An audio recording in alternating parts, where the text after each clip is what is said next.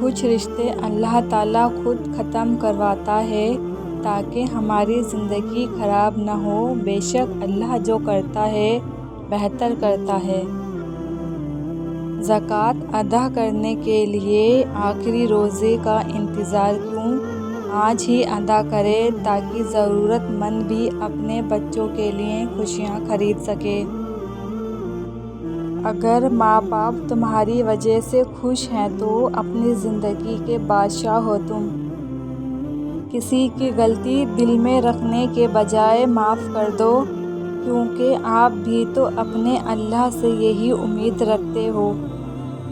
توبہ کرتے رہا کرو، زندگی کب ختم ہو جائے کوئی نہیں جانتا۔ مجھے رشک آتا ہے اپنے مقدر پر کہ ہمیں وہ نبی ملا جو نبیوں کا سردار ہے۔